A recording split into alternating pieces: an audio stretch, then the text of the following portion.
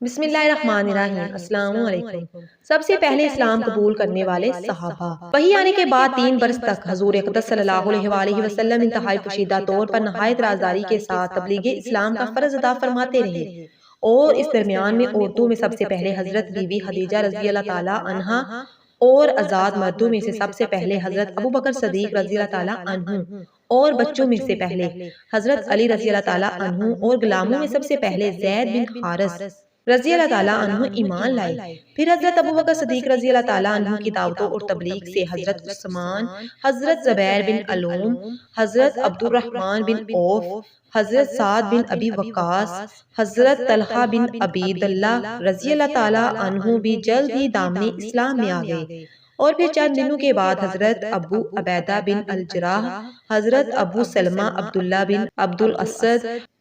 حضرت عثمان بن مظعون اور ان کے دونوں بھائی حضرت قدامہ اور حضرت عبداللہ رضی اللہ تعالیٰ عنہ نے بھی اسلام میں داخل ہو گئے۔ پھر کچھ مدت کے بعد حضرت ابو ذر غفاری اور حضرت صہیب رومی، حضرت عبیدہ بن حارث بن عبد المطلب، سعید بن زید بن عمرو بن نفیل اور ان کی بیوی فاطمہ بن الخطاب، حضرت عمر کی بہن رضی اللہ تعالیٰ عنہا نے بھی اسلام قبول کر لیا، اور حضور اکرم صلی اللہ علیہ وآلہ وسلم کی چچی حضرت ام الفضل، حضرت عباس بن عبد المطلب کی بیوی اور حضرت اسمہ بنت ابوبکر رضی اللہ تعالیٰ عنہ بھی مسلمان ہو گئی۔ ان کے علاوہ دوسرے بہت سے مردوں اور عورتوں نے بھی اسلام لانے کا شرف حاصل کر لیا۔ سبحان اللہ۔ مزید ایسی ویڈیوز کے لیے چینل کو لازمی سبسکرائب کریں، ویڈیو کو لائک کریں، شیئر کریں، دوسروں کے ساتھ